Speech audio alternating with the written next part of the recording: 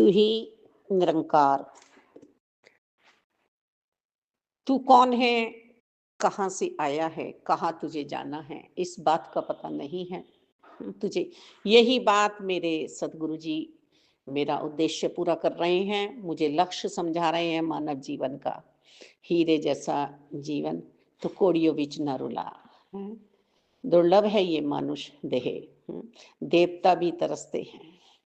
देवता सूक्ष्म रूप में रहते हैं, शरीर धारण करते हैं, पर ये मानव देह में ही भक्ति हो सकती है। मानव देह में ही हम अपने आप को पूरा कर सकते हैं। अविनाशी में हम बैठ सकते हैं। विनाश का कारण बारंबार हम अपनी देह को बना रहे हैं। शरीर बदल रहा है, पर आत्मा वही है। वस्त्र जैसे हम बदलते हैं, ऐसे ही शरीर बदले जा रहे हैं, मात गर्भ में आ रहे हैं।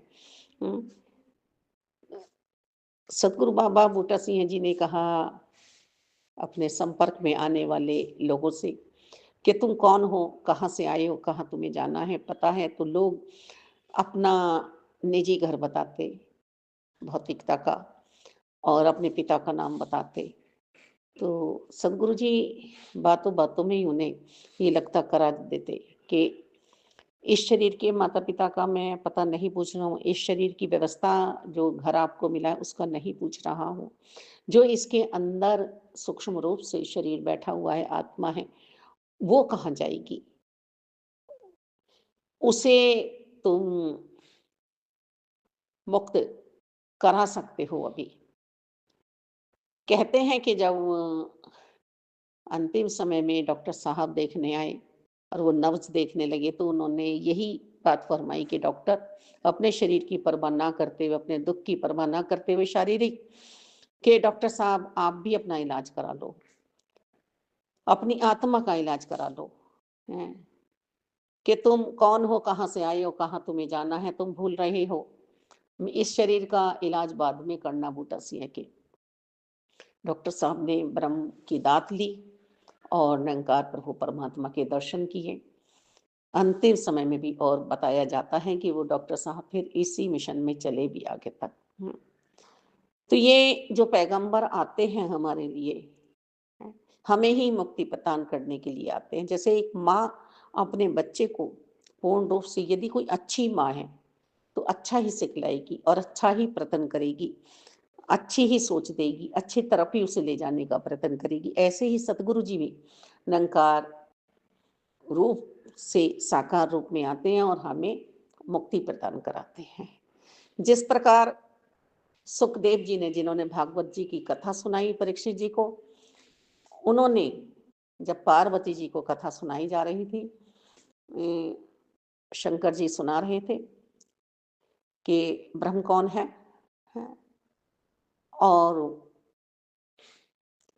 हम इस अविनाशी में विराजमान हो जाएं, इस निरंकार को पा जाएं। तब सुखदेव जी ने तोते के रूप में वो कथा पूरी सुन ली थी। हुंकारे भर रहे थे, पार्वती जी सो गई थी।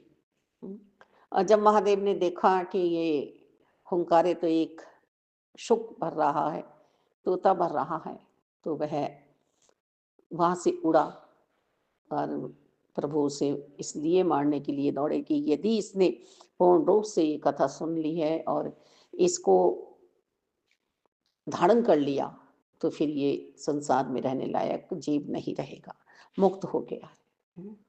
तो उन्होंने मात गर्भ का सहारा लिया और वो व्यास जी की धर्मपत्नी के गर्भ में दुबक गए। कहीं शास्त्रों में लिखा है 16 साल की उम्र, कहीं 12 साल की उम्र, तो वह बाहर नहीं आई। अब माता रुदन कर रही हैं कि मतलब ये अब भार मुझसे संभाला नहीं जा रहा है। तो व्यास जी कह रहे हैं कि आप बाहर आ जाओ। तो सुखदेव जी कह रहे हैं कि बाहर आने से मैं डरता हूँ कि मुझे माया ना अपने आप में व्याप ले, माया ना लग जाए। व्यास जी बोले नहीं, माया आपको नहीं घेरेगी। उन्होंने वचन भरवाया कि मैं बाहर आऊंगा तो, पर कोई रिश्ता नाता नहीं निभाऊंगा, ना आप मुझे बंधनों में बांधेंगे, ना कोई मेरी माता है, ना कोई मेरे पिता हैं। व्यास जी ने हम भी भरी कि तुम गर्भ से बाहर आओ। सुखदेव जी बाहर आए, कमंडल उठाया, लाठी उठाई, चल दिए। माता चिल्लाई, माता रोई। व्यास जी को भी मोह उत्पन्न हो गया। व्यास जी ने भी आलाप शुरू कर दिया। उन्होंने एक बार भी पीछे मुड़ के नहीं देखा और यही कहते चले गए कि ये आप वचन दे चुके हैं कि कोई रिश्ता, कोई संबंध हम नहीं निभाएंगे। मैं तो हरि का हूं और हरि के लिए ही जा रहा हूं। जब ये परीक्षित जी को 7 दिन की कथा सुनाने के लिए कोई योग्य शिक्षक नहीं मिला है कि किस तरह से मुक्ति प्रदान कराई जाए, तो व्यास जी ने कहा कि सुखदेव को बुलाया जाए। जंगलों में उनके 2 शिष्य गए और ऐसा उन्होंने साकार रूप का वर्णन किया श्री कृष्ण जी का कि इतने सुंदर हैं, इतने प्यारे हैं, चितचोर, कि सबका चित्त हर लेते हैं। साकार की जो उन्हें लगता कराई, वो फिर साकार के दर्शन करने के लिए आए हैं। और सुखदेव जी ने सभी ऋषि मुनियों सहित यमुना के किनारे परीक्षित जी को ये कथा सुनाई, जिससे वह ब्रह्मलीन हो गए और 7 दिन में ही मुक्ति वह प्राप्त कर गए। ये पता चल गया सुखदेव जी के द्वारा परीक्षित जी को कि अब रुदन नहीं करना है, रोना नहीं है, मेरा उद्देश्य पूरा हो गया है। 7 दिन में उन्होंने राजपाट सब त्याग दिया और आनंद में विराजमान हो गए और आनंद में ही वह मुक्ति प्राप्त कर गए। तो जिस जिस जीव को ये पता चला है, ध्रुव जी, प्रहलाद जी, बात ध्रुव जी की आए तो उनकी माता सुनीति ने ही उन्हें मुक्ति प्रदान करने के लिए ये नहीं कहा कि अपने पिता से लड़ो, अपनी माता से लड़ो, शांति प्रदान की और कहा कि भगवान की गोद में बैठो, भगवान को पा जाओ, ये तुम्हारा जीवन भगवान के लिए ही हुआ है। ये ध्रुव तारा जो अटल है, जहां राज कर गए वह, वो हम सब देखते हैं। और जिसने जिसको लगता कराई, जब विमान लेने अंतिम समय में आया तो माता के लिए पहले विमान आया। अब माता ने यही तो लगता कराई थी कि तुम प्रभु को इसी देह में पा सकते हो। कोई उम्र नहीं है, मात्र 5-6 साल की उम्र थी उनकी। तो बस हमें कोई बताने वाला पूर्ण संत मिल जाए, पूर्ण सदगुरु जी मिल जाएं कि हम कौन है, कहाँ से आए हैं और कहाँ हमें जाना है। व्यर्था की बातें में हम पड़ जाते हैं। बैर, ईर्ष्या, द्वेष, नफरत। कुल्लाता कौन है, बेचैन कौन होता है। दासी तो अपने लिए ही कहेगी कि जब माया में हम पड़ जाते हैं, माया से हम प्यार कर बैठते हैं, मायापति को छोड़ देते हैं,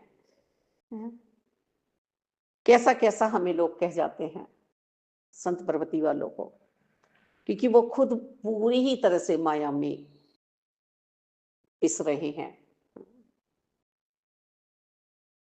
कौन बचेगा जो निरंकार के साथ जुड़ा हुआ है,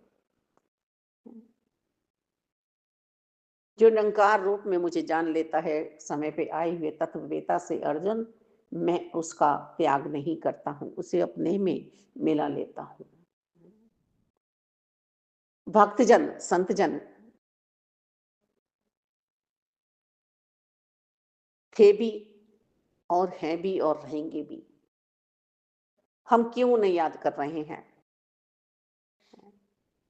सती जी ने क्या पूछा था प्रभु से,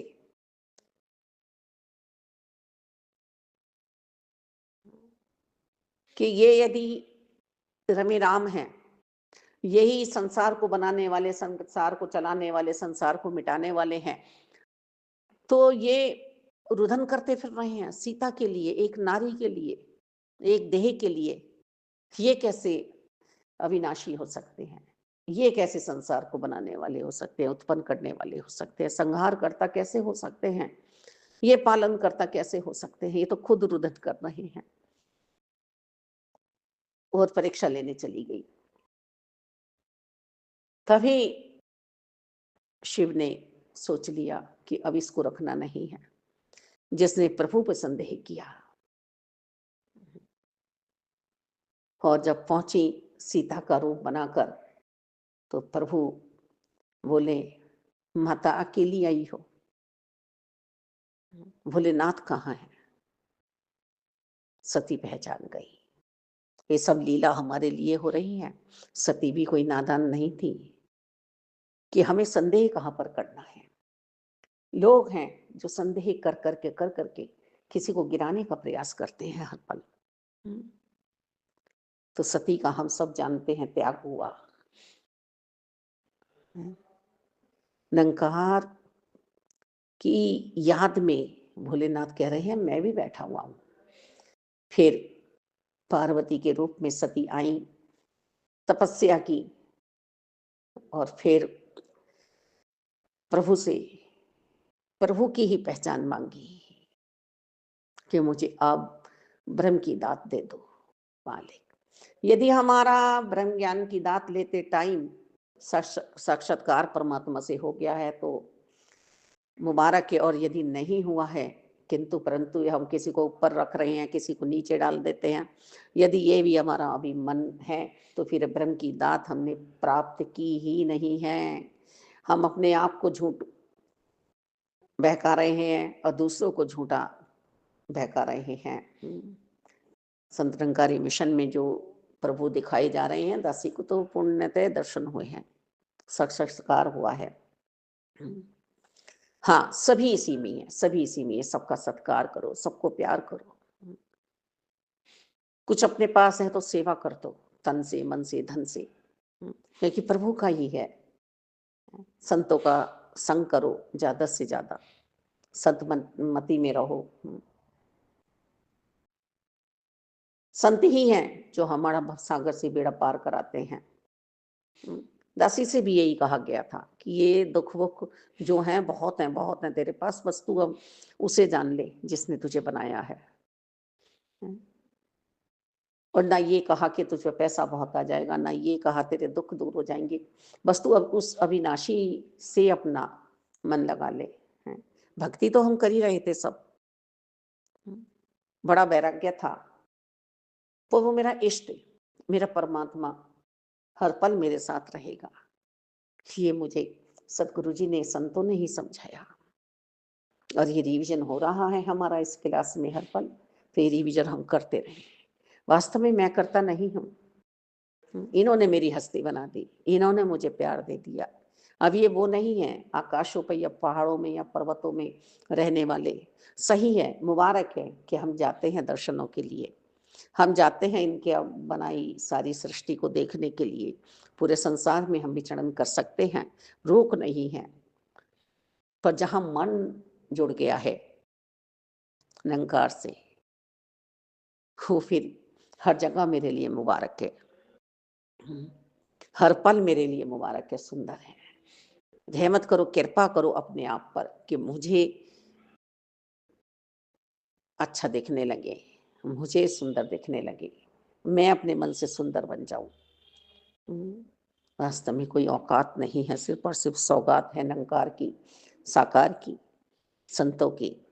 और ये संतों के साथ मेरा अंत सांसों तक मिलना हो जाए। दैवीय गुणों में मैं हमेशा रहूं, सहनशीलता, नम्रता, प्रीति, प्यार, करुणा, दया, सहजता, ये सब मुझ में गहने पहने रहूं, सब मेरे पास विराजमान रहे हर पल। इनका त्याग ना करूं और दैत्य भाव का मैं त्याग करूं मालिक दाता। कभी कभी किसी को सही रास्ते पे चलाने के लिए हमें डांटना भी पड़ता है, गुस्सा भी दिखाना पड़ता है, पर निरंकार जानते हैं कि वहाँ दिलों से दिलों तक पुल बने हुए हैं, दीवारें खड़ी नहीं हुई हैं। और कोई बैर ईर्ष्या द्वेष नफरतों की दीवारें बना लेता है, खाई खोद लेता है, पहाड़ बना देता है जो टूटते भी नहीं है, जो दलदल बन जाता है, हमें गिरा देता है, हमें अपना नहीं पता लगता है। हमें अपना पता ही नहीं लग पाता है कि हम कौन हैं, कहाँ से आए हैं और कहाँ हमें जाना है। यदि ये चाहिए तो सहजता लानी होगी, सरलता लानी होगी अपने अंतरकरण में। मालिक आनंद का प्राकट्य करना पड़ेगा। सारे देवी देवता इसी में समाहित है, निरंकार में। सभी तो मेरे पास है, सभी तो मेरे पास है। कहाँ कोई दूर है, पर मुझे पता लगना चाहिए। मुझे ही पता नहीं लग रहा है। मैं किंतु परंतु में लगी हुई हूँ, लगा हुआ हूँ। आधा अधूरा अपने आप को ज्ञान में बैठाकर विचरण कर रहा हूँ। दूसरों को भी नुकसान पहुँचा रहा हूँ और अपने आप को भी नुकसान पहुँचा रही हूँ। धन्य है वो जन जो सद्गुरु जी की शरणागति में आकर और ब्रह्म ज्ञान की दात को प्राप्त कर लिया। ये दिव्य ज्योति जो आत्मा हमारे अंतर्करण में प्रकाशित है, यही सर्वोत्तम है और इसी को ही मुक्त कराने के लिए ये देह हमें मिली है। इस मुक्ति का साधन ये हमारा शरीर है और इस शरीर का भी हम पूरा पूरा ध्यान करें, हैं? और समस्त इंद्रियों पर हम विजय प्राप्त करें। इसमें मन बहुत चंचल है। संसार में ऐसा नहीं है कि अंधे बन के हम चलें। हमें सब कुछ देखना है, पर हमें देख के बचना किससे है, मिलना किससे है, रास्ता कौन सा है हमारे चलने का, वो हमें समझना होगा। मालिक दाता, कभी कभी ऐसा रास्ता हमारे पास आ जाता है कि वहां से हम एक दिख भी नहीं दर सकते, इतना बुरा रास्ता। फिर भी वहां से हमें चुपचाप होके निकलना होता है। कभी दुख संकट मुसीबत हमारे पास इतने आ जाते हैं कि हमारा मन करता है कि हम कुछ चिल्लाने लगे, कहने लगे दूसरों को। फिर हमें शांति में आना पड़ता है कि नहीं, हम समझदार हैं, दूसरा समझदार नहीं है, हमें ही समझदार बनना है। तो यही वो संघर्ष में स्थिति है, यही वो संसार का हमारा त्याग है मन से कि हमें क्या करना है और क्या नहीं करना है। सिर्फ ये परम तत्व भी हमें समझाता है। अतः इस परम तत्व में बैठने के बाद हम फिर जहाँ भी जाएंगे, मुबारक है। हम अपने इष्ट को ना भूलें, अपने गुरु को ना भूलें, हैं? अपने माता पिता को ना भूलें, अपने समाज को ना भूलें, अपने देश को ना भूलें, अपने संसार के बनाने वाले को ना भूलें। बस वास्तव में बड़ी मजबूती से हमें चलना है, मन को मजबूत बनाना है हर पल हमें, हैं? और दृष्टा हमें देख रहा है हर पल, ये उपस्थित है हमारे पास। ऐसे कर्म से हम अपने आप को सजाएं संवारें, दाता रोशनी प्रकाशित जो हुई है इसे बुझने ना दे। दसी भी पहुंच जाती है कभी कभी पूरी माया में। मन पे अंकुश लगाते